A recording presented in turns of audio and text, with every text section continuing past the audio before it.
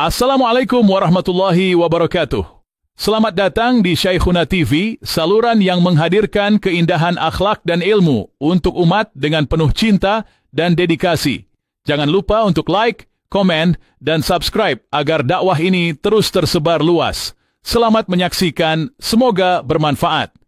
Assalamualaikum warahmatullahi wabarakatuh. Alhamdulillazi allafa baina qulubil mu'minin وجعل بينهم الإخوة أشهد أن لا إله إلا الله وأشهد أن محمدا عبده ورسوله اللهم صل وسلم وبارك على سيدنا محمد وعلى آله والمهدي خليفته وسلم أما بعد.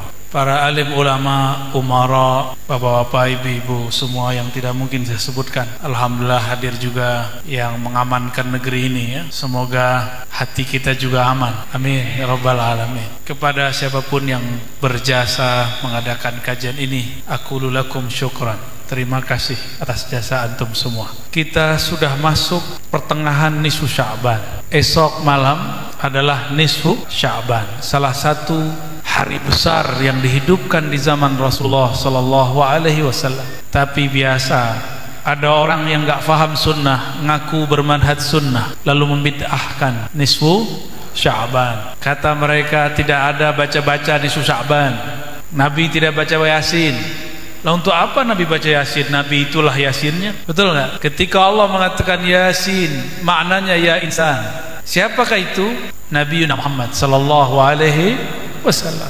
Maka tidak perlu Nabi membaca seperti kita. Nabi itu akhlaknya Al-Quran, batinnya Nur Quran, nafasnya adalah zat dari hakikat dari huruf-huruf Al-Quran. Maka Nabi nggak perlu lagi baca-baca, kita yang perlu baca. Jadi jangan dicampurkan antara amal khasnya Nabi dengan amal kita. Itu dua hal yang berbeda. Kata Nabi SAW, idza kana lailatun nisfi Sya'ban, jika sudah masuk malam nisfu Sya'ban, Allah yattali'u ala ahlil ard, Allah menilik, memperhatikan, mengawasi keturunan-keturunan Adam yang ada di muka bumi. Lalu apa yang Allah lakukan? Fayaghfiru lahum, lalu Allah mengampuni semua mereka kecuali dua kelompok, musyrik dan yang kedua musyahid. Orang yang di kolbunya ada syirik, dan yang kedua orang yang di kolbunya ada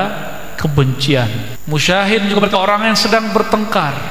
Musyahid juga berarti orang-orang yang menyebarkan ujaran kebencian, hoax. Banyak nggak sekarang?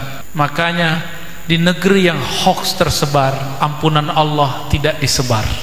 Maka ini wajib kita halang, wajib kita potong. Jika tidak, keberkahan tidak turun ke negeri ini. Mau negeri ini dikenai bala bencana yang banyak? Nggak mau.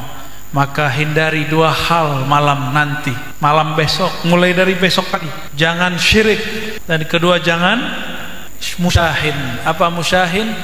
Bahasa Arabnya syahna. Fi qalbika bughdun wa hiqdun wa hasadun. Di dalam kolbumu ada kebencian, emosi, ada prasangka. Benci sesama muslim boleh nggak? Mau dia teman kita, mau dia beda mazhab, mau dia beda coblosan ya. Kayaknya masih banyak barisan sakit hati belum move on ya. Saya juga sakit hati kok. Cuma yang gimana mau sakit hati? Yang dicoblos dua-duanya jadi menteri. Gimana mau sakit hati? Masa saya kalah sama dia? Kata orang kita ngaji kitab, kata orang kita buaya, kata orang. Kalau saya benci berarti saya buaya dong. Terus gimana? Jika mereka bisa berlapang hati dalam urusan negara, kenapa saya tidak berlapang hati dalam masalah rohani? Maka saya mengimbau kepada siapapun yang katanya ahli agama, sudahlah, buanglah kebencian-kebencian itu. Kapan lagi Anda, engkau, saya akan mendoakan negeri ini sebaik-baik negeri jika bangsanya mendoakan pemimpinnya meskipun dia tidak senang? Bisa nggak antum mendoakan orang yang antum nggak senang sama dia? Mendoakan kebaikan bisa nggak? Kirim Fatihah ke musuh bisa nggak? Bisa nggak? Kalau nggak belum bisa jadi wali Allah, oleh setan bisa. Bener, aneh tuh ngomong serius ini. Bisa nggak mendoakan, kirim doa Fatihah untuk orang yang kita nggak suka. Buktikan kalau antum di kolbunya ada salamah. Nabi berdoa, Allahumma inni as'aluka salamatas sadr. Ya Allah, aku memohon kepada Engkau, berilah aku salamatus sadr. Salamatus sadr artinya terbebasnya dada ini, hati ini dari keburukan-keburukan sifat syaitaniyah, sifat buas dan sifat tamak, sifat emosi, sifat benci. Gimana? Pembuktiannya satu, mampukah mendoakan orang yang menjelek-jelekan kita? Saya lagi dijelek-jelekin nih Pak, tapi saya nggak ada masalah, karena semuanya kan perbuatan Allah, benar nggak? La ilaha illallah wa ma tasyauna illa ayyasha Allah. Kalau di Quran wa ma tasyaun, tidaklah kamu berkehendak kecuali kehendakmu tunduk pada kemauan Allah. Jadi nanti jangan heran Pak, nanti mereka fitnah saya sesat, tasawuf saya zindik, tasawuf saya dajjal, ahlus sunnah saya palsu, cuma karena saya beda politik. Saya sekarang memilih politik salamatus sadr. Apa arti politik salamatus sadr? Politik tidak membenci orang yang saya tidak sukai. Gimana ceritanya tuh? Kita nggak suka tapi kita nggak benci. Caranya mendoakan kebaikan untuk mereka. Bisa nggak? Kayaknya wajah antum kayaknya terpaksa.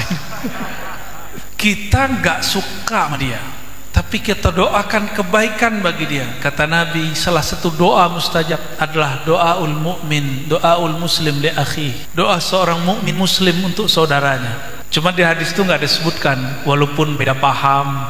Kan ada yang celananya jingkrang tuh, antum nggak boleh benci, kesel sih boleh, kesel dikit, tapi benci nggak boleh. Karena ada kebencian di kolbu, berarti kita sedang mengotori kolbu.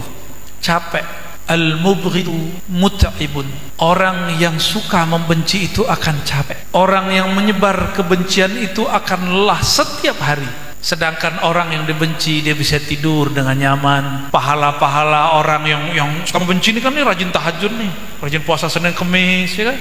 Rajin baca Quran, itu ketransfer ketika semua. Maka ketika ada anak muda bilang saya ini wali YouTube, ya gak? Emang wali YouTube, kalau ente wali kutub, ya? Kutu kupret. Saya dituduh buat baiat online. Ya salah. Kalau dia mengikuti kajian saya dari zaman sebelum pandemi sampai sekarang, saya tidak pernah terima baiat. Sumpah setia. Baiat itu nanti untuk Imam Al-Mahdi. Kan dia belum muncul. Tar aja kita pikirin itu. Sekarang kita persiapkan kolbu. Kolbu yang akan siap menerima Al-Imam Al-Mahdi, yang di kolbunya ada salamah. Salamatus sadr, yang gak suka berprasangka. Orang pakai kopiah begini sama gak pakai kopiah sama gak? Bisa gak orang pakai kopiah begini hatinya busuk? Bisa gak orang gak pakai kopiah hatinya harum? Bisa. Kalau ketek sih sama-sama bau. Sahabat-sahabatku yang melakukan Allah, ini hadisnya. Malam nisfu Sya'ban Allah ampuni orang yang tidak syirik. Insya Allah warga Indonesia, insya Allah kebanyakan muslimnya ahlus sunnah wal jamaah, ahli tauhid, walaupun dituduh oleh kelompok ekstrim sebagai musyrik. Karena aswaja ini wajah-wajah itu wajah-wajah kuburiyun ini ya, pencinta kubur. Marhaban. Kita itu ke kubur bukan nyembah kubur, benar nggak? Ada nggak antum yang tawasul minta ke kubur? Kalau ada sini, saya copotin kepalanya. Maaf, saya copotin tutupan kepalanya. Copotin kepala membunuh namanya. Nggak ada ahlus sunnah mengajarkan meminta kepada orang dalam kubur, benar nggak? Hatta kita tidak pernah meminta kepada Rasulullah, karena meminta hanya kepada Allah. Terus tawasul kita apa? Ternyata tawasul kita berbeda dengan tawasul kelompok ekstrim. Kelompok yang ekstrim itu kalau tawasul dia memahami meminta ke makhluk. Kalau kita tidak, kita meminta hanya kepada Khalik. Contoh doa tawasul begini, diajarkan Rasulullah, ya Sayyidana Muhammad. Kalau di hadisnya cuma ya Muhammad, inni atawassalu bika ila rabbi. Aku bertawassul denganmu menghadap kepada Allah. Ini kalau di riwayat Tirmizi, inni atawajjahu bika ila rabbi. Aku menghadap kepada Allah dengan membawa namamu. Fashfa' fiyya, maka berilah aku syafaat. Kalau mau ketemu orang yang menurut kita penting, kita langsung ketemu, bisa nggak? Itu baru makhluk. Ini bukan tasbih, bukan menyerupakan dengan Allah. Ini baru orang penting di sisi Allah, waliullah. Kita mau ketemu dia, bisa langsung nggak? Kalau kita punya orang dalam, bisa masuk? Bisa. Pejabat dunia juga begitu, pejabat langit juga begitu. Antum kira antum doang yang punya pangkat? Enggak, Pak Polisi. Wali-wali juga punya pangkat. Wali-wali punya pangkat juga dan diangkat oleh Allah Subhanahu wa ta'ala. Makanya kalau musim kampanye, musim-musim pilkada pemilu, itu orang yang pengen pangkat di muka bumi itu lari dan mencari orang-orang berpangkat di langit. Benar nggak? Cuma ada yang palsu, dimaharin. Mahar itu sah-sah aja, yang penting ridho. Tapi udahlah palsu, maharnya nggak tahu, akhirnya ketipu. Banyak yang begitu. Ada orang mau jadi gubernur, datang ke Pak Kiai di pelosok desa, minta didoakan, diwiridkan supaya jadi Loh, kalau dia bisa jadi gubernur, ngapain dia datang ke Kiai? Mending Kiainya sendiri yang jadi gubernur, ya? Berarti si Kiainya gubernur langit. Paham maksud saya? Ya. Tapi kalau antum datang mau jadi gubernur, datangnya ke Kiai wali kota, nggak bisa. Harus datangnya ke Kiai yang lebih tinggi lagi. Dulu Kiai itu hanya para wali. Sekarang ya pakai kopiah dikit, pakai serban begini sama baju gamis, lebih dari Kiai bisa disebut Habib. Para mukanya muka Banten. Bener nggak? Begitu gampang orang kita mempercayai sosok Habib. Ini tanda keberhasilan para kiai mengajarkan umat untuk cinta habaib. Cuma orang awam tidak bisa membedakan mana Habib yang asli nasabnya dan ilmunya, mana yang tidak. Baik, kembali ke hadis yang tadi. Allah mengampuni malam esok kecuali dua kelompok, orang yang syirik, orang yang menyebar kebencian. Ini cocok sekali dengan kondisi bangsa hari ini. Saya nggak ngerti ya, habis saya ngisi di Kemenak Pak, itu banyak sekali yang buat video-video kebencian. Ya saya senyum aja. Apa dia iri? Dikira saya dapat amplop gede kali ya?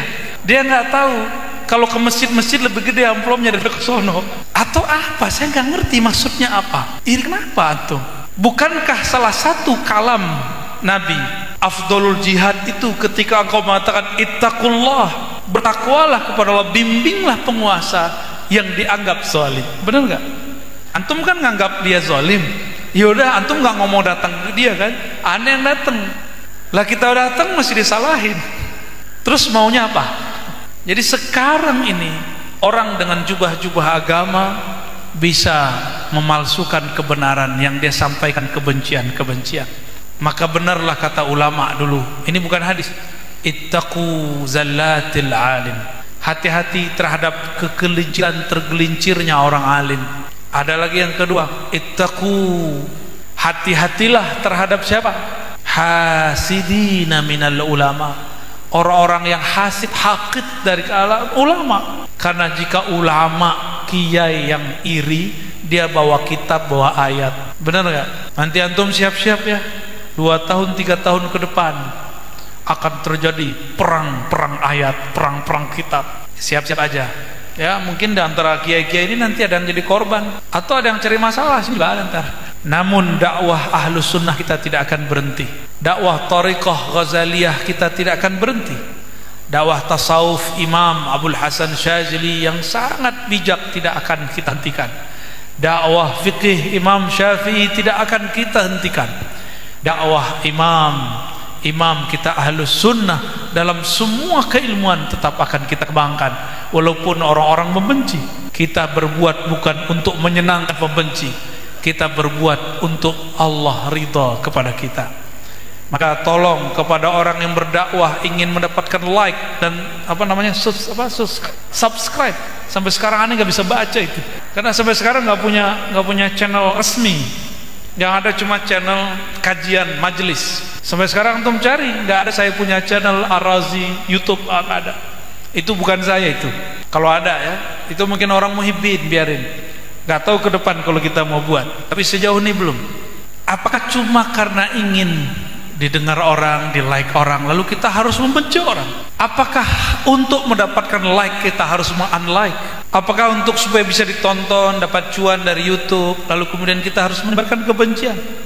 Untuk apa? Walal akhiratu khairul laka minal ula. Ini urusan di dunia ini nggak akan berhenti di dunia. Ini akan berlanjut sampai akhirat nanti. Antum salah di sini, berlanjut ke pengadilan akhirat. Jadi jangan sembarangan buat konten. Itu dipertanggungjawabkan sampai ke sana. Satu kalimat saya ini akan ditanya satu-satu. Makanya sebelum saya berbicara pun saya minta ampun kepada Allah dan minta izin. Ya Allah, ridhai jika saya berkalam, jika salah tolong tegur. Makanya kalau ada yang negur saya terima tegurannya. Jika dia menegur dengan ilmu, karena ini sudah mau nisfu Sya'ban. Hadisnya hasan. Wal hasanu yuhtajju kas-sahih. Begitu kata imam ahli hadis, Imam Suyuti, Imam Nawawi, Imam Al-Iraqi. Yang mengerti ilmu hadis, 3 imam ini cukup. Saya sebutkan hadis yang hasan itu diamalkan, dihujahkan seperti hadis sahih. Bahwa hadis nisfu Sya'ban hadisnya hasan dan diamalkan seperti hadis sahih. Mungkin pertanyaannya, kenapa harus baca Yasin? Coba, ini kan ahli Yasin semua nih. Kenapa antum baca Yasin? Gak tahu. Kenapa baca Yasin, Pak? Ustaz, Kiai, Qalbul Quran. Dijawab lagi Ustaz, hadis dhaif. Ridha Allah, waduh ini jalan pintas. Ridha Allah ada bismillah sampai ke Qul a'udzu binnas. Kenapa Yasin? Isinya surat Yasin apa? Ya, kontennya apa? Konten Quran itu 3 aja. Tauhid, hukum, akhlak. Ini yang mana? Yasinnya dominannya yang mana? Akidah, tauhid, hukum, atau akhlak? Coba penutup Yasin berapa ayat tuh? Innama amruhu, 2 ayat terakhir ya. Innama amruhu idza arada syai'an ayyakula lahu kun fayakun. Ini namanya ilmu tauhid. Namanya apa? Ilmu tauhid mengenal sifat Allah. Apa yang dikenal? Sifat kudrat, iradat. Innama amruhu, hanyalah iradahnya. Allah kalau mau gampang, gak usah capek-capek cari subscriber, gak usah cari-cari. Allah kalau mau ngangkat hamba, gak perlu pakai YouTube, gak perlu sekolah di tinggi-tinggi, gak perlu sekolah ke luar negeri, gak perlu jadi dokter, gak perlu bergelar ya Ustadz Kiai. Kalau Allah mau ngangkat. Tapi kalau Allah nggak mau ngangkat, mau antum punya video 1000 nggak akan terangkat. Makanya innama amruhu idza arada syai'an ayaqula lahu kun fayakun. Jika dia berkehendak, dia cukup mengatakan kun, hendaklah kau menjadi ada, fayakun, maka dia akan menjadi ada. Kun, jangan-jangan kata dukun, karena dulu dukun-dukun sering baca kun fayakun. Dulu dukun itu kan nggak semuanya jelek, Pak. Dulu dukun itu ada dukun beranak, padahal nggak pernah melahirkan. Ada dukun lagi, dukun urut, ya kan? Dukun apa lagi? Patah tulang, patah hati, ada nggak? Dukun patah hati, pelet tuh, kayaknya antum punya tuh ya. Sini aja butin sini. Kalah duit, itu dukun apa tuh? Aneh baru dengar tuh, PA juga tuh. Jadi dulu setiap ahli doa itu bahasa Sanskerta. Jika doanya dihembuskan, namanya mantra. Bahasa Arabnya ruqyah. Bahasa Arabnya apa? Ruqyah. Maka di situ ada tekniknya, ada teknik sentuhan, ada hembusan, ada ditiup, gitu. Ada nyembur, ya, nafasat. Fa masa itu udah 2 tuh. Fa sa. Coba baca fa. Ada yang keluar nggak? Coba sa. Tut. Ada yang keluar nggak? Apabila kita membaca surah Yasin, maka di dalamnya ada puncak ilmu tentang sifat-sifat Allah. Maka disitulah kita faham Allah jika berkehendak terjadi apa saja. Jadi kita duduk malam ini, ramai malam ini, bukan karena panitia yang canggih, bukan karena saya yang muncul di YouTube, tapi karena kalbu kita digabungkan oleh Allah Subhanahu wa taala. Dikabarkan kabar yang indah dari Rasulullah sallallahu alaihi wasallam. Beliau bersabda, "Innal arwaha junudun mujannadah." Sesungguhnya para arwah itu mereka berbaris, bermesraan, mujannadah, teratur. Harus satu komando yang asli. Ruh itu nyatu, jauh pun dikejar. Benar, dekat apalagi. Tapi jika arwahnya belum kenal, dekat pun dia tidak kunjungi. Cuma ngelihat di YouTube saja. Nah, cek mana yang salah dari Ustadz nih. Nanti kita komentari lagi, ya. Kita posting lagi, kita buat lagi apa? Podcast baru. Ya salah, bener ya. Wali YouTube ini memang berbahaya ya. Tapi apabila malam nisfu Sya'ban itu malam maghfirah, malam ampunan, maka tidak diampuni orang-orang yang di kolbunya ada kebencian. Antum nih masih benci sama lawan politik, masih benci sama lawan mazhab, masih benci sama orang yang mendirikan negeri ini. Saya baru dengar nih Pak Polisi, ada ustadz membenci proklamator kita Soekarno. Saya baru dengar, ternyata dia salah baca sejarah Soekarno. Dikira Soekarno itu pengkhianat umat Islam karena tidak menggolkan Piagam Jakarta. Berarti pembacaan sejarahnya nggak cukup. Bahwa Majelis kalau bahasa Arabnya Al-Majlis At-Ta'sisi. Waduh, bukan, salah itu. Anda ngetes antum doang, ternyata salahnya sama mana. Itu benar. Itu dibubarkan tahun 59. Saya ingat, saya bulan April ya. Di saat itu Soekarno kata melihat sudah berapa tahun ini umat Islam nasionalis, dan di situ waktu itu ada komunis. Mereka alot tidak menemukan kata sepakat. Akhirnya Soekarno, sudahlah, karena dia mengerti metodologi hukum, dia gabung semuanya. Tapi sebelum dia menggabungkan, dia mengatakan Pancasila nomor pertama sampai terakhir mengikuti makna spirit Piagam Jakarta. Barulah umat Islam yang ada di majelis itu tenang. Jadi Soekarno pro Islam atau bukan? Pro Islam. Dulu saya anti Soekarno, Pak. Sampai saya S2, dan di saat saya S2 saya dapat tugas dari senior saya untuk menerjemah beberapa buku ke bahasa Arab. Salah satu buku yang saya terjemah, bukunya Piagam Jakarta, ditulis oleh seorang doktor, anak pejuang, saya lupa namanya karena sudah lama, tahun 2011. Di situ saya faham dan bertobat kepada Allah karena sudah suuzon kepada Soekarno. Ini dia katanya cinta NKRI. Bullshit gak tuh? Cinta NKRI tapi benci Soekarno. Dan yang paling aneh, yang paling sering dituduh sekarang berselingkuh dengan komunis itu ulama-ulama Ahlus Sunnah. Apalagi manhaj Nahdiyin paling sering dituduh komunis. Ini kan aneh. Dulu yang sering dibantai oleh komunis siapa? Ulama Nahdiyin. Tanya ke orang ulama kita di Jawa Timur. Kebetulan kan pasangan saya orang Jawa Timur. Saya tanya kiai-kiai itu, dulu yang bunuh kiai-kiai kita zaman itu siapa?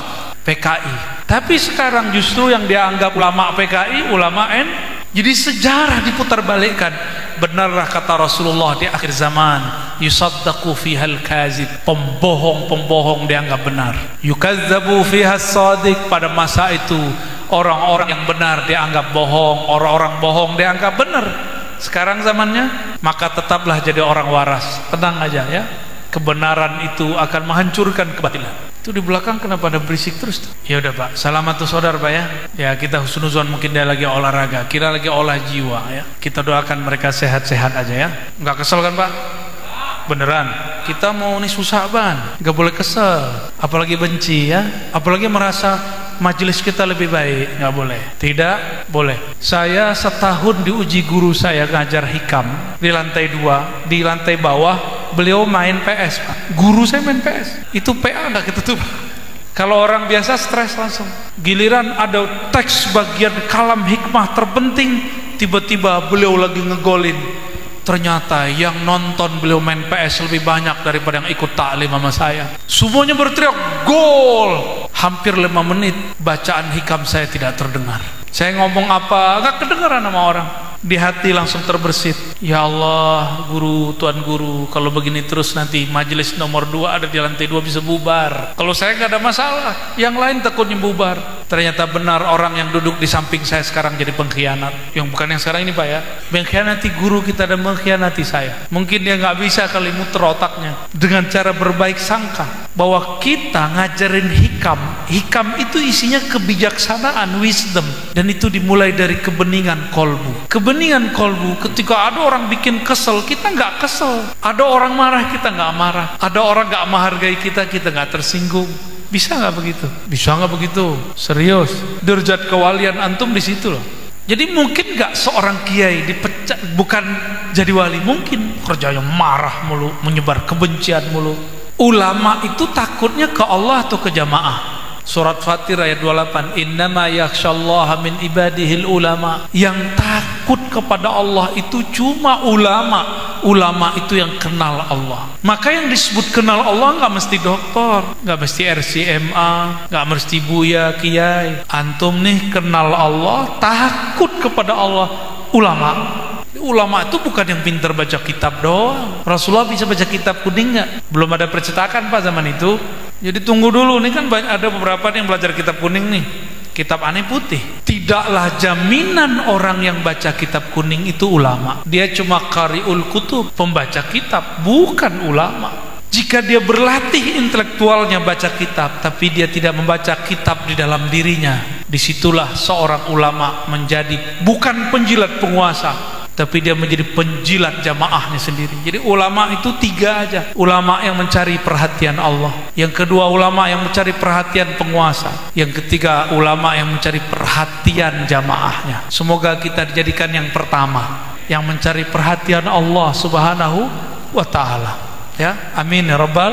Saya takut setiap hari jika saya salah jalan, maka setiap ketemu para kiai saya minta dijadikan murid. Alhamdulillah, beberapa hari yang lalu saya membawa ayahanda saya untuk ziarah kepada pendiri Nahdlatul Ulama, yang mana namanya diambil oleh ayahanda saya untuk dijadikan nama anaknya. Bahasa Arabnya tafaulan tabarrukan, berharap supaya Allah kemudian mewarnai, memberi cahaya keulamaan pada anaknya. Meskipun saya tidak pantas, tapi alhamdulillah saya dipantaskan Allah untuk ziarah kepada beliau. Disambut alhamdulillah. Meskipun banyak yang mengatakan Ahlus Sunnah hanya Ar-Razi, tidak benar lagi. Lah, pendiri Ahlus Sunnah di Indonesia, pendiri Aswaja, organisasinya di Indonesia, alhamdulillah menerima saya. Dan saya katakan, wahai Pak Kiai, tolong terima saya jadi murid. Dan mereka terima. Kita ziarah ke Lirboyo, sowan kepada para kiai. Kerjaan kita silaturahmi aja Pak. Ceramah itu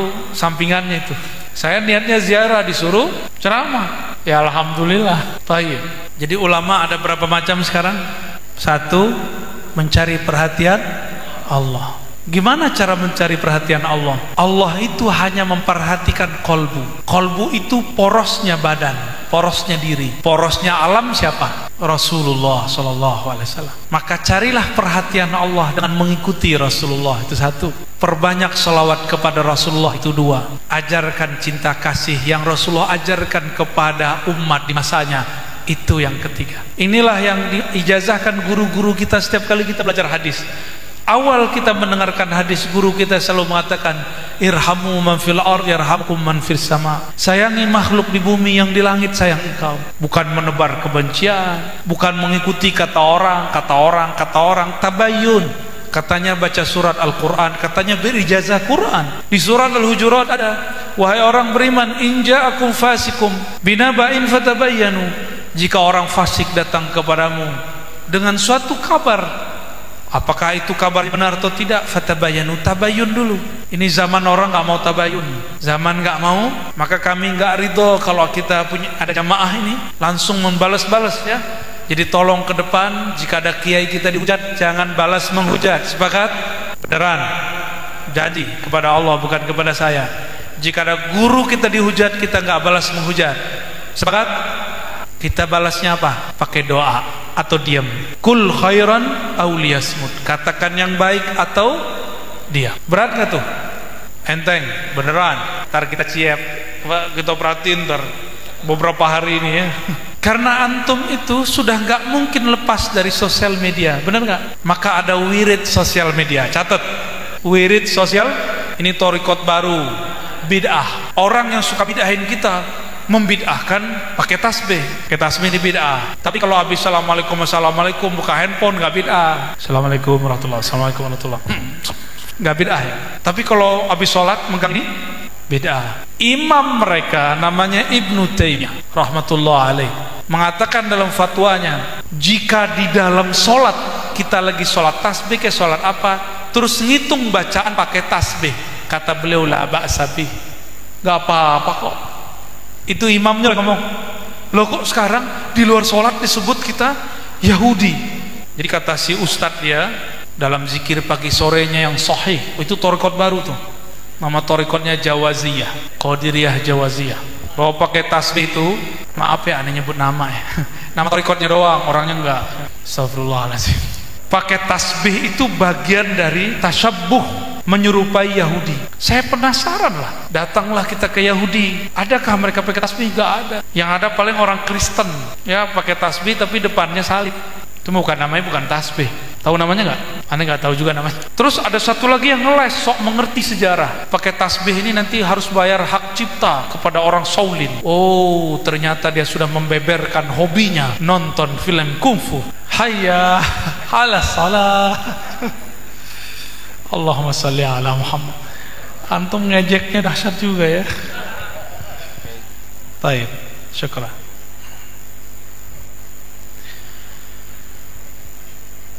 Maka teman-teman, sahabat-sahabat yang hadir, harapan saya ke depan itu amal kita nggak usah banyak-banyak yang zahir, banyakin yang batinnya dulu. Beresin dulu kolbu ini, baru banyakin tahajud. Sekarang cukup witir aja dulu. Maksudnya ya apa? Kalau antum belum benerin kolbunya, benerin dari sikap sombong, terus antum tahajud, di kolbu masih ada sifat sombong, nanti nambah tahajud nambah sombong. Jadi wiridnya apa sekarang? Kalau masuk ke sosmed, pertama hindari kesombongan, hindari kesombongan. Yang kedua, jangan menulis kecuali yang baik. Jangan menulis, jadi ternyata jari-jari ini bisa berbicara seperti lagunya Krisya. Kata kawan, nyanyian itu haram. Ini wajah penikmat keharaman ini ya. Antum kesini tadi dengerin musik kan? Tuh, wajah-wajah keharaman ini. Sahabat-sahabat, teman-teman jamaah yang dimuliakan Allah, apa yang terjadi di bulan nisfu Sya'ban? Pada malam nisfu Sya'ban, Allah menurunkan takdir Lauh Mahfuz ke langit bumi. Antum jomblo kan? Ya. Kayaknya tahun depan masih jomblo.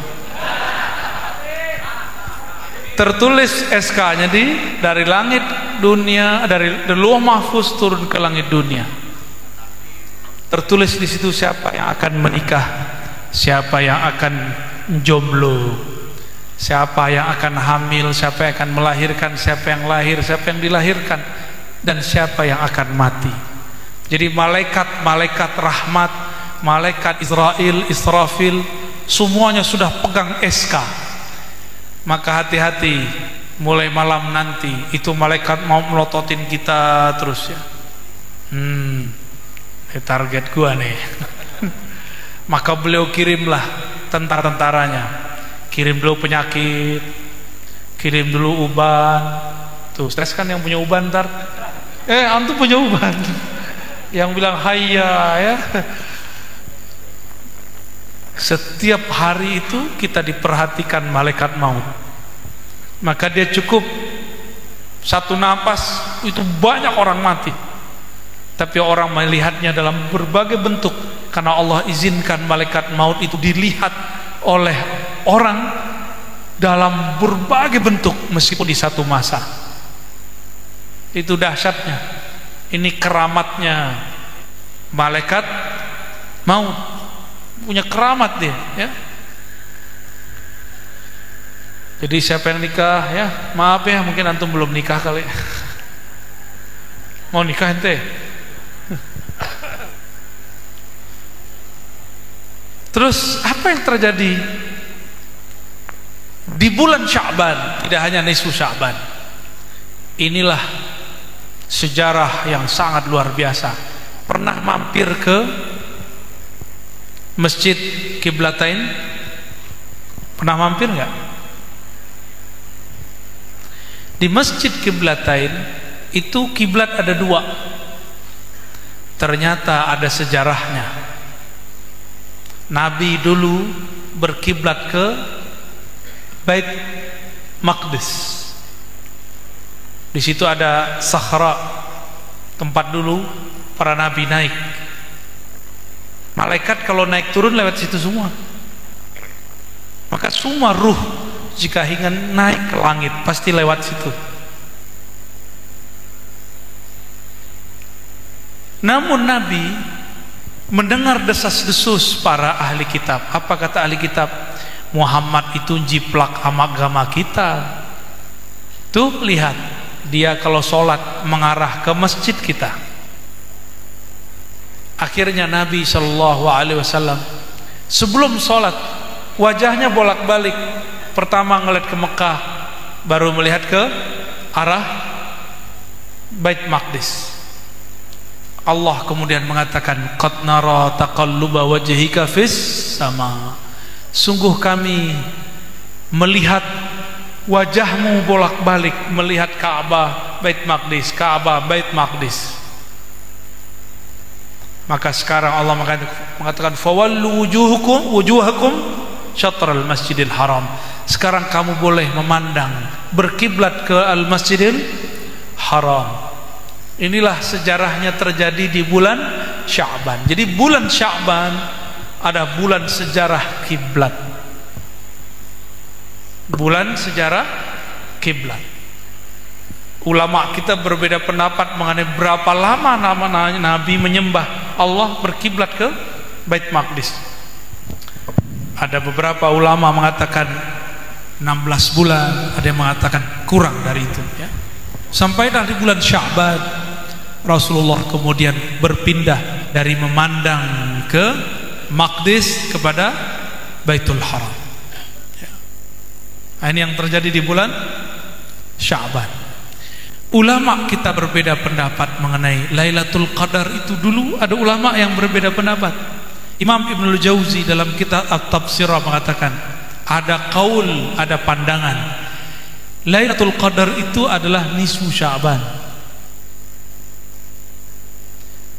Dan lebih enak kalau ya, cuma sayangnya nggak benar. Kok lebih enak? Karena nisfu Sya'ban harinya sudah jelas. Benar? Kalau Lailatul Qadar jelas-jelas belum? Belum jelas.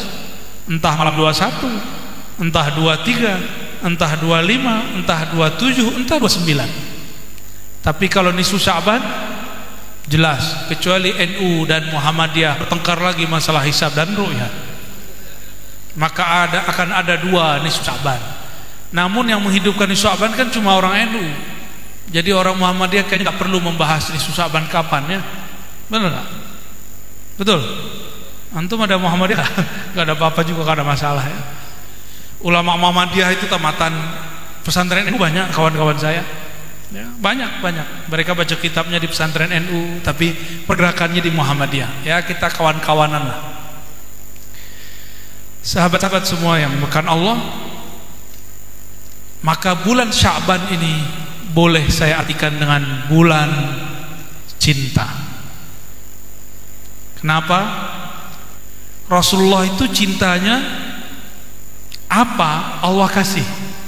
Rasulullah pengen apa Allah kasih. Hadiah yang indah kepada Rasulullah di bulan Sya'ban. Rasulullah ingin memutar arah sujudnya, arah rukuknya ke Ka'bah. Allah izinkan. Dan ajaibnya itu terjadinya di dalam sholat. Benar gak?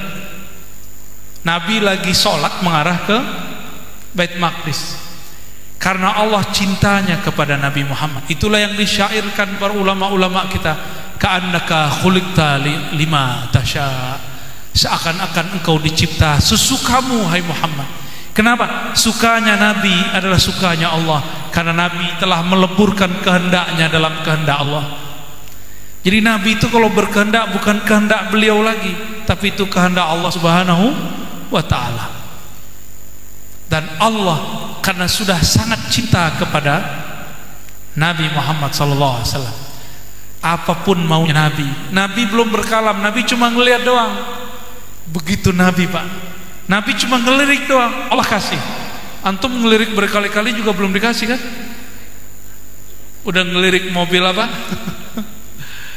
Tuh Pak Jero kan, Pak Jero, Bu Jero udah ngelirik BMW berkali-kali ya. Aneh juga ngelirik berkali-kali belum dapat.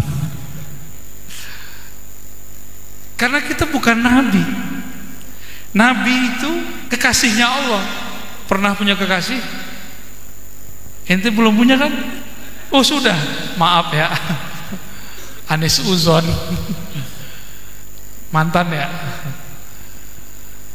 Kalau kita punya kekasih, misalnya nih Pak polisi ini lagi ke minimarket atau supermarket, terus ngeliat istri kita ngelirik aja baju bagus. Kalau yang peka cinta, mau nggak deh gitu. Tapi kalau cowok bagus, dek, sini matanya. Bener ya? Kalau baju bagus kita terima ya. Kita nggak rela pandangan dia terganggu oleh sesuatu selain kita. Itulah Allah kalau sudah cinta. Allah kalau sudah cinta kepada hamba, terbersit di kolbunya Allah kasih. Baru terbersit nih. Antum udah pernah kali bersit hari ini, nggak dikasih-kasih Allah kan? Karena belum cinta kepada Allah. Kenapa nggak cinta kepada Allah? Karena di dalam kalbu ada cinta kepada dunia. Dunia ini terbagi dua, materi, imateri. Materi, duit, fulus, rumah, pasangan. Kalau imateri, popularitas, kekuasaan. Pengen dihargai, pengen terkenal, pengen berkuasa, itu dunia. Jika ini masih muncul di kalbu, maka siap-siap cinta Allah belum turun ke dalam diri kita. Cinta Allah belum turun ke dalam diri kita. Jadi kayak saya nih misalnya, saya pakai baju ustadz nih, terus orang gak cium tangan, saya tersinggung. Kenapa? Itu saya kena. Berarti saya haus pujian orang, haus penghormatan orang. Apalagi beliau punya pangkat ini, ya, itu berat ini ujiannya. Orang yang berpangkat itu pengen dari pangkatnya, benar nggak? Saya punya gelar saya kelihatan nggak di jidat saya? Tapi kalau beliau punya pangkat, kelihatan nggak pangkatnya? Tuh, enak kan jadi orang berpangkat. Makanya pangkat begitu, macam-macam cara mencapainya. Kawan saya ada yang ahli wirid, sering didatangi sama orang yang pengen naik pangkat. PA nggak tuh? Dia aja nggak bisa nyelesain masalahnya sendiri, terus wiridin orang lain. Saya yakin kalau Pak Polisi ini aman ya, Insya Allah aman ya. Pak Tentara aman, Pak Tentara. Menggantungkan hati kepada selain Allah itu bagian dari syirik khafi. Orang begini tidak diampuni malam besok. Jadi yang punya jimat, simpanlah, bakarlah ya. Yang punya pelet-pelet, udahlah, buang. Hentikanlah. Masih punya raja-raja enggak? Udahlah Pak, simpan. Khawatir terbersit di hatinya, menggantungkan diri kepada raja itu tidak haram, ada ilmunya. Cuma siapa yang bisa selamat hatinya tidak bergantung kepada si jimat. Jimat itu bahasa Arab mutammimah atau tamimah, pelengkap. Berarti yang make ngerasa kurang lengkap. Apa yang kurang lengkap? Mukanya kurang lengkap ya. Karena kita kurang yakin kepada Allah, kita bergantung kepada huruf dan kertas. Coba antum kalau pengen sesuatu, sholat aja 2 rakaat jadi. Gak perlu datang kepada orang yang buat jimat. Ini bukan lagi saya nutupin lapak orang bikin jimat ya. Bukan, gak ada maksud. Kita sama-sama lah perbaiki umat, cerdaskan umat ya. Kapan lagi kita mencerdaskan umat? Mau nggak cerdas? Antum khalifah di muka bumi, masa bergantung sama kertas? Benar nggak kita khalifah di muka bumi? Ya, masa kita bergantung kepada tulisan-tulisan yang nggak jelas? Antum sini nggak paham. Kalau aneh paham bacaannya, antum nggak ngerti, kayak ular aja. Satu paharnya 1 gram. Mau aja ya. Sebenarnya kita ini sudah punya aura kebaikan, aura kecantikan, kegagahan. Cuma nggak pede. Jimat itu bikin pede. Kenapa nggak antum langsung mendekat kepada Allah yang maha membikin kita percaya diri? Itu lebih cepat. Makanya dalam hadis Nabi dia katakan, nah ini hadis penutup saya nih malam ini. Ada diskusi nggak? Ada tanya jawab? Nggak ada kan? Ada. 70,000 min ummati yadkhuluna al-jannah bighairi hisabin wala azab. 70.000 dari umatku masuk surga tanpa hisab dan azab. Malam itu Rasulullah selesai ngomong, lalu beliau pulang. Para sahabat tidak tidur malam itu, mereka diskusi siapakah mereka. Kelompok yang pertama bilang sholat tiap malam, yang nggak kawin-kawin, 20 itu berarti ya. Yang baca Quran banyak, kayaknya dia mau melawan takdir tahun ini ya. Takdir bisa digeser, tenang aja. Setor kepada Allah, bukan ke aneh. Sedekah, as-sadaqatu tadfa'ul bala. Sedekah itu nyetor ke Allah, akan menolak bala. Itu dia. Jomblo itu kan bala, Pak. Malah petaka itu.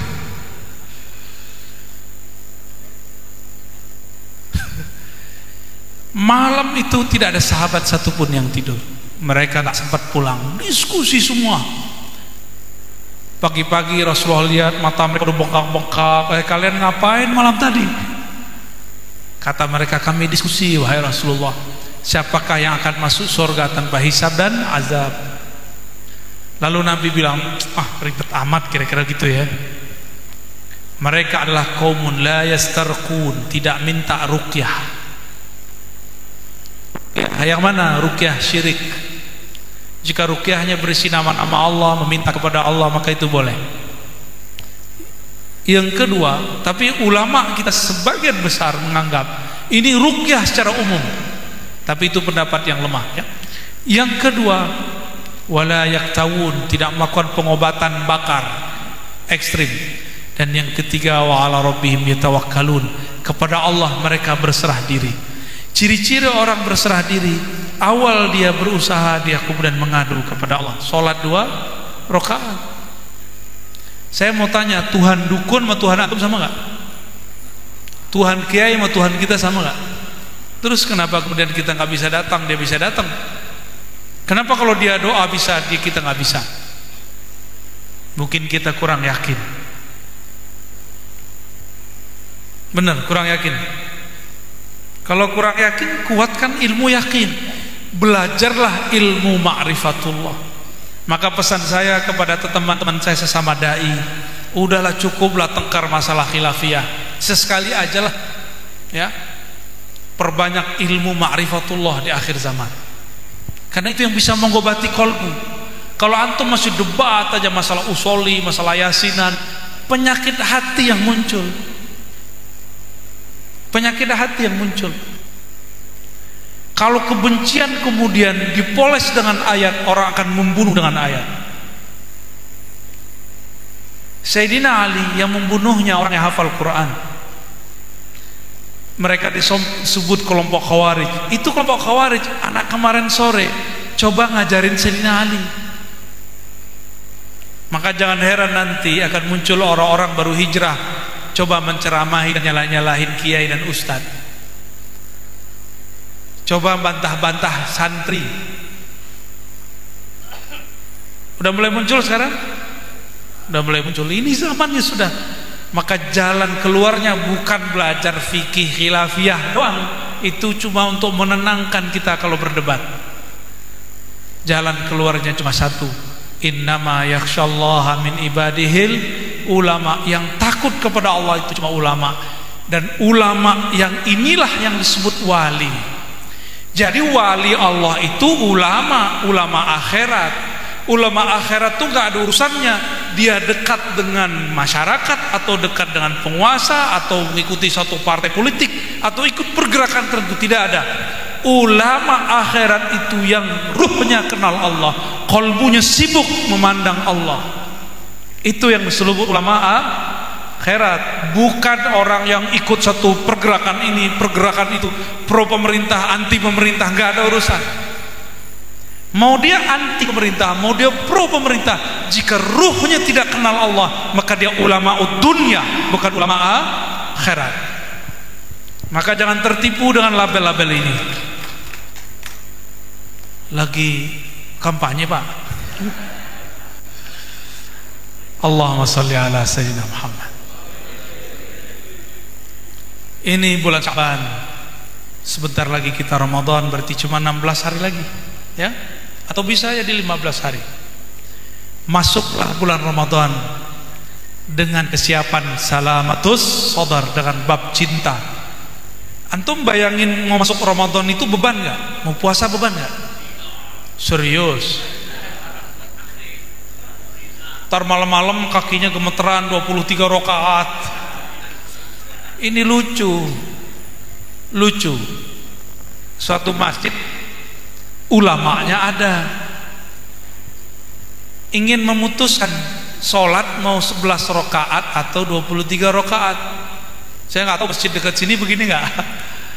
Sejak kapan pengurus masjid boleh memutuskan? Ya, ini melanggar otoritas dalam beragama. Akhirnya pengurus masjid memakai bab musyawarah jamaah. Tuh, 11 rakaat apa 23? Pasti jamaah jawab yang paling cepat selesai. Ya, jawabannya apa? Beneran. Tuh kan? NU benar. Ya, aswaja benar. Itu nafsu yang ngomong, ya. Kalau nanyanya ke ulama gimana? Ada nggak sholat tarawih dalam sejarah Islam 11 rakaat? Ada nggak? Nggak ada. Satupun dalil nggak ada. Yang ada qiyamul lail Nabi bulan Ramadan dan di luar Ramadan sama 11 rakaat. Itu hadis ada di Bukhari, Muslim, Abu Daud, Tirmizi, lengkap semuanya. Sunan Nasai, Sunan Ibnu Majah, riwayat Malik, riwayat Darimi, Ahmad, Al-Baihaqi, Tabarani, Abu Nuaim, banyak sekali. Semuanya meriwayatkan bahwa Nabi SAW yusalli 11 raka'atan fi Ramadan wa fi ghairi. Di bulan Ramadan 11, di bulan selain Ramadan 11. Ada nggak tarawih di luar Ramadan? Nggak ada. Terus kalau pakai dalil ini mengatakan inilah dalil bahwa sholat tarawih 11 rakaat, itu kacau nggak? Ya, itu manhaj yang batil. Ya, manhaj yang batil. Mulai dari zaman Sayyidina Umar sampai sekarang Mekah Madinah sholatnya 23 rakaat. Kecuali di zaman Imam Malik sempat lebih sampai 30-an rakaat di Madinah. Gak pernah kurang. Lucunya ada jamaah baru tobat pergi umroh bulan Ramadan. Pergi umroh, tapi pulang-pulang nyalahin kita. Kata dia, di Mekah tuh nggak ada kunut, tat. Bukan ustad, tat. Sama murtad kan sama aja mirip. Saya jawab balik, kamu baru pulang umroh bukan? Iya. Bulan apa? Ramadan. Oke. Di Mekah itu tarawehnya berapa rakaat? Bingung dia. Matanya muter-muter. 23 sama witirnya. Terus kenapa ente 11? Terus kenapa mempermasalahkan kunut subuh? Ya. Oh, ini beda lah. Giliran subuh dalilnya Mekah. Giliran bab sholat taraweh, oh beda. Sejak kapan Pak Haji boleh memfatwakan beda? Ya? Pak Haji aja yang berfatwa, ya? Kecuali antum ngaji di sono, ya, ngaji 20 tahun di sono, ya. Pulang-pulang jadi mufti, tapi meninggal duluan di perjalanan. Kelamaan 20 tahun, berakatnya umur 60. Baik, gimana? Mau tanya jawab? Gimana? Tafadhal, 3 pertanyaan boleh, ya? 3 aja. Dan jangan curhat, ya. Bertanya aja.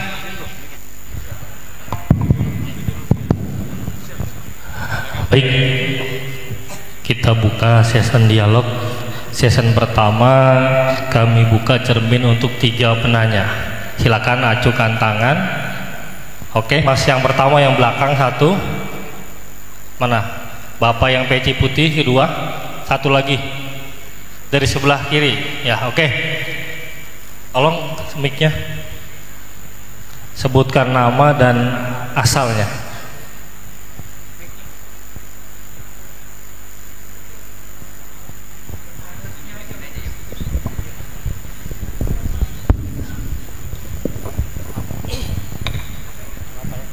Pertama yang ini peci hitam pertama, kalau nggak maju ke depan mas.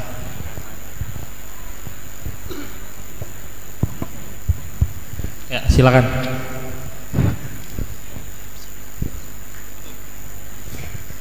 Assalamualaikum warahmatullahi wabarakatuh. Buya Ar-Razi yang kami takdimi, nama saya Fakihuddin, asal dari Pemalang. Alhamdulillah saya santri Lirboyo. Semoga para sesepuh mengakui saya sebagai santri beliau, dan semoga Buya juga berkenan kalau saya bisa menimba ilmu dengan beliau. Buya, alhamdulillah saya selepas keluar dari pesantren bisa dikaruniai lebih belajar ngaji gitu guys. Kemarin saya dapat PDF kitab Mada fi Sya'ban guys. Dari situ saya ingin mendapat kejelasan bahwa di antara kejadian yang ada di bulan Sya'ban adalah turfa'ul a'mal gitu guys. Lah apa padahal Nabi Muhammad puasa Senin Kamis itu kan pingin beliau ketika dilaporkan amalnya dalam keadaan puasa gitu. Lah kalau pas Sya'ban itu juga di situ selain tahwilul kiblat turunnya ayat yang memerintahkan sholawat, yang ketiga adalah turfa'ul amal. Apakah yang ketika Sya'ban itu laporan amal secara setahun penuh, apa kalau Senin juga laporan amal, kalau Kamis laporan amal? Juga yang saya pertanyakan, ada hadis yata'aqabuna fikum malaikatul lail wa malaikatun nahar wa yatami'una fi sholatil fajri wa sholatil asri summa ya'rujul ladina batu fikum fayas'aluhum rabbuhum wa huwa a'lamu bihim kaifa taraktum ibadi fayakuluna taraknahum wa hum yusallun wa tainahum wa hum yusallun. Itu di situ ada keterangan bahwa malaikat kalau pagi dan malam itu istilahnya gandisip gitu ya. Iya. Lah itu mohon maaf, yang gandisip itu apakah malaikat Raqib Atid atau malaikat siapa gitu? Baik. Itu security langit ya. Ya. Demikian Buya. Baik. Kalau beliau ini kan security negara ini. Ngeri juga kalau kita macam-macam. Baik, bagus. Ini enaknya kalau yang nanya ini pernah nyantri dan selama-lamanya masih merasa santri. Karena ada yang sudah merasa mantan santri. Nah, ini belum merasa mantan dia, alhamdulillah ya. Saya juga minta ijazah kepada guru atum ya, Kiai Kafah Mahruz. Beliau menerima saya jadi santrinya. Jadi kita sepengajian ya. Alhamdulillah. Kitab Mada fi Sya'ban ditulis oleh guru beliau Said Muhammad Alawi Al-Maliki Al-Makki. Beliau sering ke Indonesia. Saya dengar salah satu istrinya juga ada orang keturunan Madura. Wallahu alam, saya cuma dapat kabar ya. Di kitab Mada fi Sya'ban disebutkan tentang rahasia bulan Sya'ban, turunnya innallaha malaikatahu yusholluna 'alan nabi, tahwilul kiblat, pindahnya kiblat, dan juga raf'ul a'mal. Jadi ternyata sistem laporan kerja itu bukanlah sistem manusia biasa, tapi itu sudah ada di sistem langit. Maka di langit itu ada laporan ujung hari, ujung malam, ada laporan 2 kali sepekan, Senin dan Kamis. Nabi ditanya, kenapa beliau suka puasa Kamis? Beliau mengatakan, inni uhibbu, aku sangat suka ketika amalku diangkat, wa ana asum, aku sedang berpuasa. Kalau hari Senin beliau berpuasa karena syukur hari wiladahnya. Lalu bagaimana dengan raful amal pada malam nisfu Sya'ban, diangkatnya amal pada malam nisfu Sya'ban? Jawabannya, ini adalah pelaporan tahunan ya, disebut dengan laporan tahunan, raful a'mal sanawi, diangkatnya per tahun. Kalau kita ini punya perusahaan, punya institusi, kita biasanya buat laporan tahunan, itu dia ya. Dan dianjurkan puasa meskipun hadis dhaif, karena besok ditambah hari Kamis, benar nggak? Maka di situ tergabung dua, diangkatnya mingguan plus diangkatnya tahunan, itu gabungan. Maka boleh disebut besok itu nisfu Sya'ban kubro, boleh. Ini istilah saya aja, istilah bid'ah ya. Karena tergabung di situ malam Jumat, hari Kemisnya itu ujungnya diangkat amal mingguan, usbu'i, dan juga diangkat sanawi per tahun. Gitu. Maka saya sebut nisfu Sya'ban kubro. Ya. Jadi tolong jangan ditinggalkan amalan malam besok. Zahirnya boleh baca Yasin, Surah Kahfi, baca Quran semua lebih baik. Dan tidak menyimpan sedikit kebencian dalam kolbu. Jadi amalnya dua, amal zahir dengan membaca dan sholat, amal batin dengan membersihkan kolbu dari kemusyrikan dan kebencian. Ya, begitu. Siapa namanya tadi? Faqihuddin, ya, Al-Pemalangi. Semoga hidupnya tidak malam. Amin. Yap, lanjut. Assalamualaikum ya Sayyidi ya Rasulullah. Assalamualaikum Tuan Guru. Waalaikumsalam. Buya Dr. Rajis. Perkenalkan, nama saya Junaidin bin Ibrahim bin Yunus. Dilihat dari perkembangan dari hari ke hari, zaman ke zaman, peristiwa adu domba dan semacam yang tidak kita inginkan baik sesama muslim kepada penguasa dan penguasa lainnya. Dengan ini sangat al-fakir saya sangat mengharapkan izajah 3 ilmu agama semoga bisa juga diamalkan oleh para jamaah yang hadir di sini. Saya sering mengikuti alhamdulillah streaming dari Tuan Guru Buya. 3 ilmu agama itu yang ingin saya minta sekiranya Allah berkehendak. Yang pertama adalah thariqah sholawat, yang kedua 3 zikir akhir zaman, dan yang ketiga adalah cara zikir badan. Demikian dari Al-Fakir. Wabillahi taufiq. Wassalamualaikum warahmatullahi wabarakatuh. Waalaikumsalam warahmatullahi wabarakatuh. Zikir-zikir yang saya syarahkan, uraikan, sampaikan dalam kajian-kajian yang sudah ada, silakan diamalkan dengan ketulusan, bukan karena ingin sakti, pengen keramat, maka silakan diamalkan. Niatnya hanya ingin mengenal Allah, dekat kepada Rasulullah sallallahu alaihi wasallam. Fa ajaztukum jami'an. Ya. Silakan diamalkan.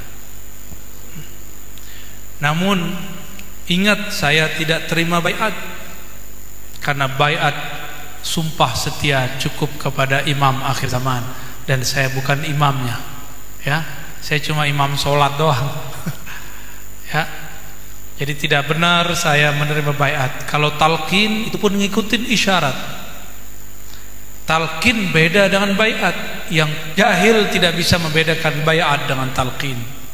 Maka dalam talqin saya tidak membacakan ayat innal ladzina yubayyi'una Allah. Saya enggak bacakan itu karena saya tidak terima baiat. Yang hanya saya terima adalah mengijazahkan dan mentalqinkan jika isyaratnya ada. Ya. Kapan isyarat itu ada? Biasanya isyarat itu ada jika jamaahnya semuanya sudah al-arwah junudun mujannadah.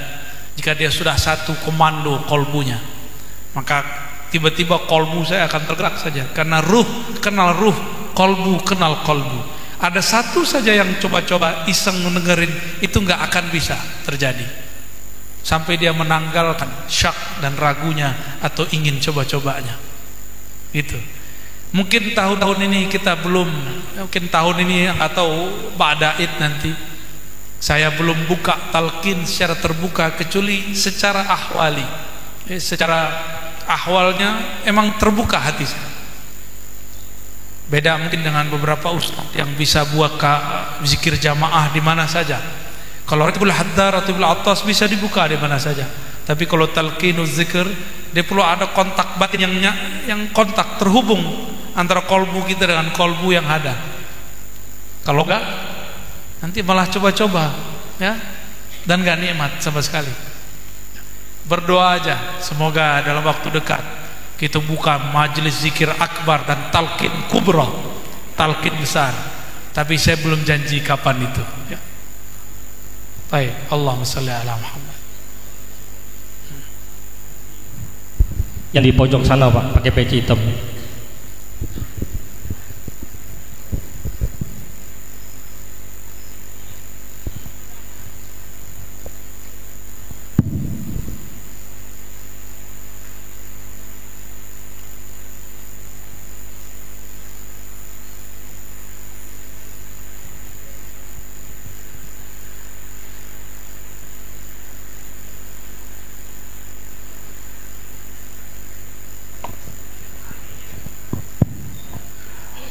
Assalamualaikum warahmatullahi wabarakatuh. Yang sama-sama kita muliakan Abuya Dr. Ar-Razi Hashim, hadirin bapak-bapak dan hadirat ibu-ibu yang berbahagia. Bersyukur bisa bertatap muka langsung dan bermuajahah dengan Dokter Abuya Ar-Razi. Beda dokter sama dokter beda. Yeah. Saya membaca sebuah hadis yang diriwayatkan oleh Imam At-Tirmizi. Yang saya baca ini hadis hasan. Mudah-mudahan bisa menjadi kabar gembira barangkali untuk yang hadir bersama di sini. Di dalam hadis tersebut disebutkan bahwa nanti yang masuk surga itu kurang lebih ada 120 shaf. 80 shafnya adalah umat Nabi Muhammad sallallahu alaihi wasallam. Saya mohon nanti dijelaskan oleh Abuya bahwa saat ini begitu banyak golongan-golongan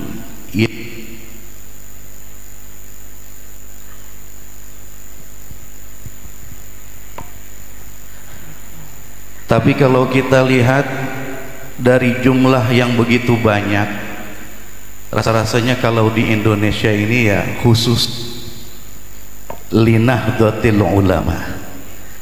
Mudah-mudahan 80 shaf golongan kita.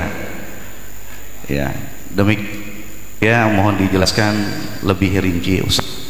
Rahmatullah wabarakatuh. Assalamualaikum. Bahkan lebih dari itu litaksir, hanya menunjukkan banyak, hanya menunjukkan, dalam bahasa Arab disebut litaksir. Taksir kasrah, banyak. Katsara yukatsiru taksiran.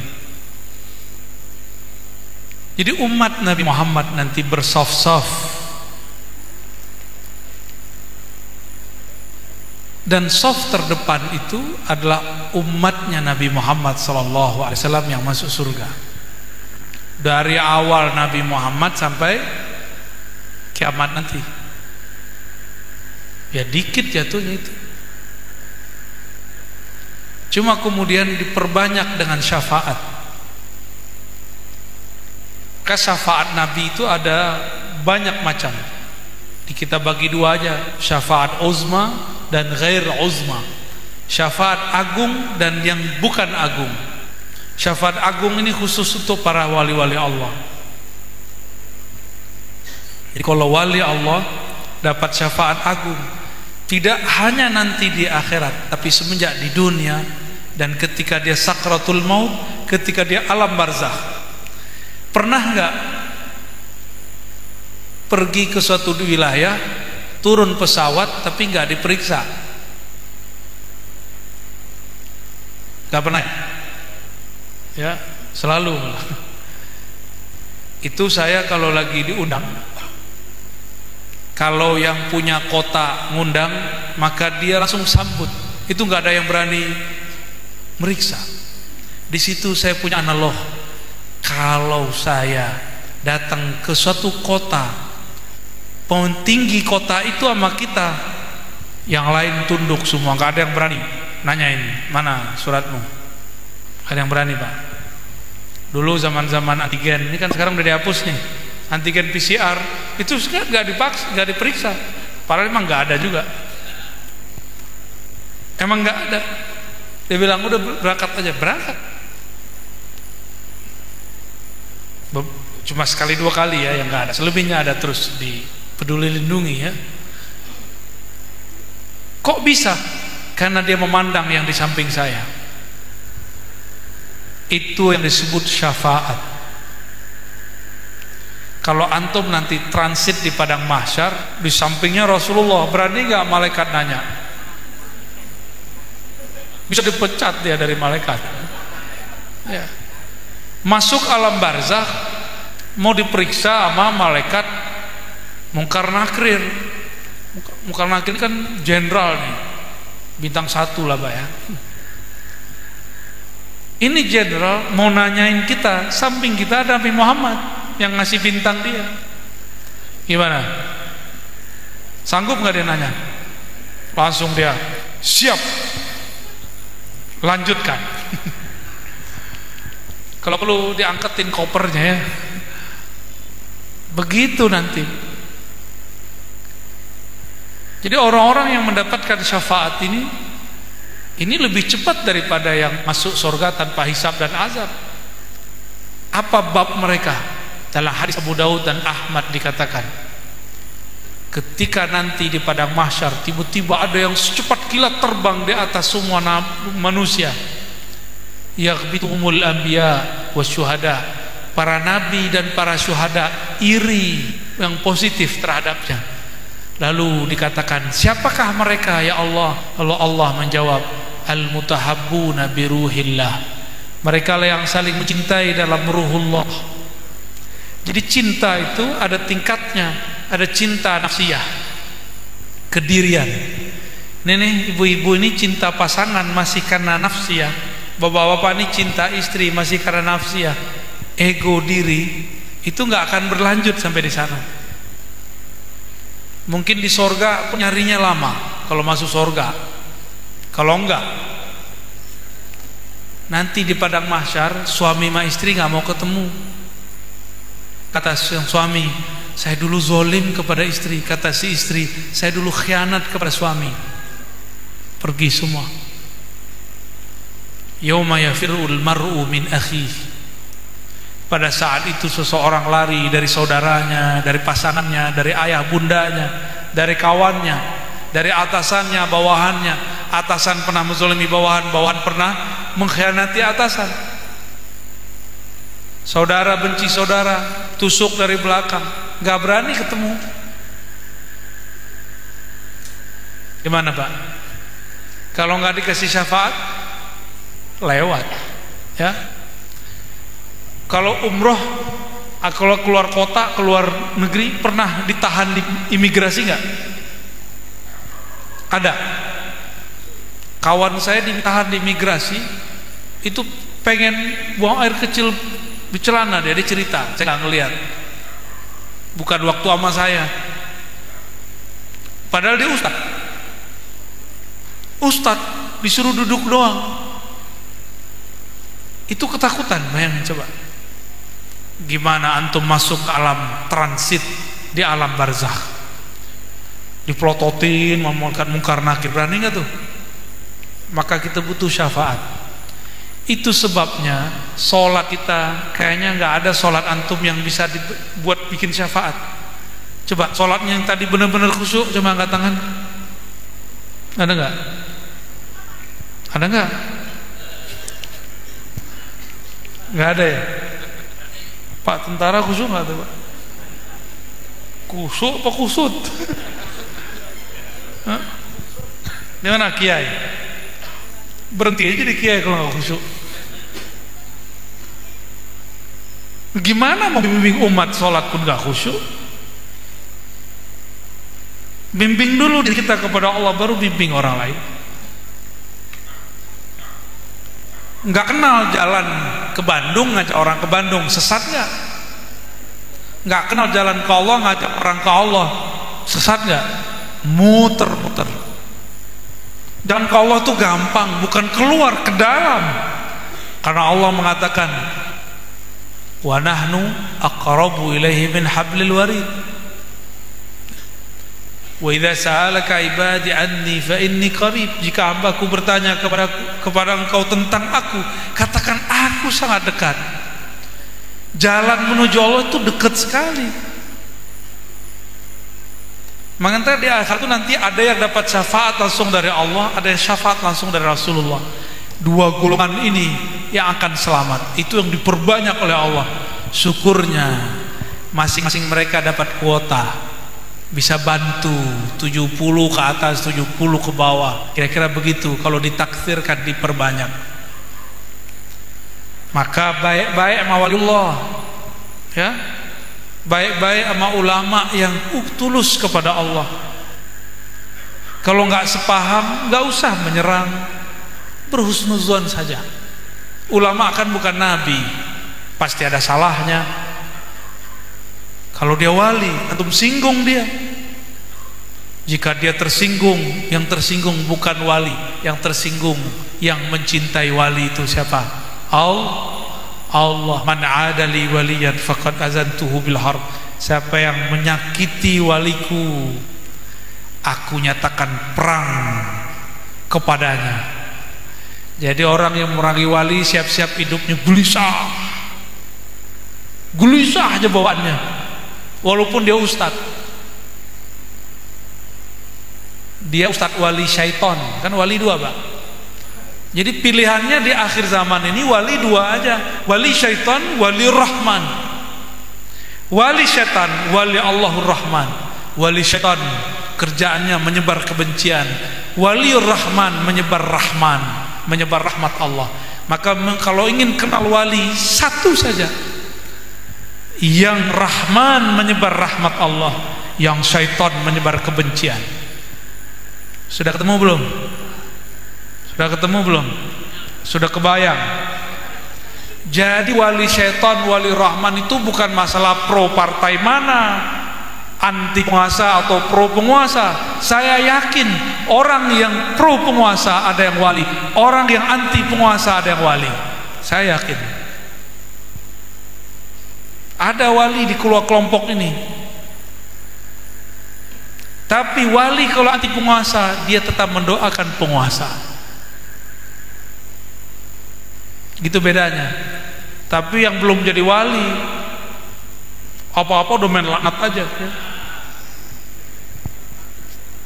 Dan saya bukan orang politik, saya nggak tertarik dengan dunia politik. Tapi jika ada kesempatan saya menyampaikan pesan-pesan Allah dan Rasulnya, saya akan sampaikan kepada mereka. Tidak hanya kepada penguasa, termasuk kepada sesama pendakwah dan ulama. Insya Allah. Udahlah ya, udah malam. Jam berapa jam? Udah 11. Oke. Ada titipan pertanyaan, Bu, ya. Titipan dari mana? Ada yang masuk nih. Oke. Ada ungkapan lidah lebih tajam dari pedang, begitu juga fitnah lebih kejam dari membunuh. Yang ditanyakan, apakah dosa memfitnah lebih besar dari membunuh? Yang kedua, apakah menuduh itu masuk kategori fitnah? Itu, Bu, ya, pertanyaannya. Ya. Fitnah dalam bahasa Arab berbeda dengan fitnah bahasa Cipondoh. Pakai P ya, fitnah. Fitnah dalam bahasa Arab berarti kekacauan. Fitnah dalam bahasa Indonesia hanya berarti tuduhan. Tuduhan bahasa Arabnya tuhmah. Apa bahasa Arabnya? Ya. Jadi jika ada ayat fitnah itu lebih berbahaya daripada pembunuhan, itu maksudnya kekacauan karena kebencian yang engkau sebarkan, kekacauan karena hoax yang engkau bagikan, kekacauan karena engkau bikin status tanpa tabayun, itu lebih berbahaya daripada pembunuhan. Kalau membunuh satu orang, dua orang, jika kekacauan banyak orang yang masih hidup pun masih kena nodanya. Itu maksudnya. Paham di situ ya? Terjawab? Cukup? Cukup ya? Saya rasa cukup teman-teman, sama-sama karena Allah. Kesimpulan kita cuma satu. Ini bulan cinta. Dan yang dapat ampunan orang-orang yang di kalbunya ada cinta. Maka untuk menyambung nisfu Sya'ban, esok malam ini peganglah dada sebelum tidur. Ketika sudah rebahan dan katakan, ya Allah, jika ada kebencian di hatiku, mohon hilangkan. Jika ada emosi dalam diriku, tolong sembuhkan. Jika ada iri dengki dalam badanku, tolong engkau ganti dengan cinta kasih dan doa. Ya, semoga semua kita diberikan sifat-sifat mulia. Termasuk saya yang berdoa, saya yang meminta. Allah hazinniya wa likulli niyatin salihah. Al-Fatihah. Bismillah. Iyyaka na'budu wa iyyaka nasta'in. Shiratal ladzina an'amta 'alaihim ghairil maghdubi 'alaihim waladdallin. Amin. Pamit saya semua, mohon maaf atas salah dan kurangnya. Assalamualaikum warahmatullahi wabarakatuh. Apa doa? Baik, kita pimpin doa ya. Tolong dibuka jalan tengah. Astagfirullah, astagfirullah, astagfirullah. Allahumma ya Rahman ya Rahim ya Karim ya Azim. Wahai yang Maha Karim, yang Maha Pemurah. Wahai yang Maha Sami', yang Maha mendengar, yang Maha melihat, yang Maha mengetahui. Engkau telah mengetahui apa yang akan kami kalamkan ya Allah. Engkau Maha mengetahui kami akan menjadi pendosa ya Allah. Engkau mengetahui kami pun akan belajar taubat ya Allah. Maka malam ini tub alaina, terimalah taubat kami malam ini. Faghfir lana dzunubana, ampunkan dosa mata kami, dosa telinga, dosa lisan, dosa tangan, kaki, kemaluan, perut, dan semua dari ujung rambut kami sampai ujung kaki. Ya Allah, belum lagi dosa di dalam hati. Di kalbu kami ada kejahilan, di kalbu kami ada iri dan dengki, di kalbu kami ada kesombongan, di kalbu kami ada iri dan dengki. Begitu juga di dalam kalbu kami ada provokasi. Allahumma ya Allah, bahkan di kalbu kami ada kebencian-kebencian yang tidak pantas kami sampaikan. Maka dengan keberkahan bulan ini ya Allah, dan malam nanti, malam esok ya Allah, obati penyakit-penyakit kalbu kami ya Allah. Jangan jadikan kalbu kami kalbu munafiqin ya Allah, kalbu yang fi qulubihim maradun, di dalam hatinya penyakit. Ya Allah, kami ini masih emosi, kami ini masih pemarah, kami ini masih mudah tersinggung. Fa'afriq alaina sabra, berikan sifat sabar kepada kami ya Allah. Innaka sammaita nafsaka birrahmani warrahimi. Ya Allah, Engkau menamakan diri Engkau dengan Rahman dan Rahim. Rahmanmu meliputi bahkan hambamu yang durhaka kepadamu. Rahimmu Engkau khususkan kepada kekasih dan wali-walimu. Maka izinkan kami ya Allah mendapatkan nur Rahmanmu dan nur Rahimmu. Mulai mendoakan orang yang membenci kami, mulai membuang semua kebencian kepada orang yang tidak suka kepada kami. Allahumma ya muqallibal qulub, ya Allah yang membolak-balik hati. Hati kami senantiasa berubah-ubah ya Allah. Malam ini baik, mungkin sampai di rumah nanti kurang baik. Namun Engkau Maha selalu baik. Engkau Maha tetap, Maha seabadi ya Allah. Dengan ketetapan dan keabadianmu, tetapkanlah dan abadikanlah kebaikan dalam diri kami, meskipun berubah keadaan dan kegiatannya. Allahumma ya Allah, ya Sattar, wahai ya Allah yang Maha mengetahui aib kami. Di mata ini, di kalbu ini, di pikiran ini, di badan ini sangat banyak aib. Jika Engkau beberkan, itulah kami sangat malu. Mafastur auratina ya Rabb, maka ampuni dan tutupilah semua aib kami di hadapan-Mu ya Allah, sehingga juga tidak dilihat oleh makhluk-Mu ya Allah.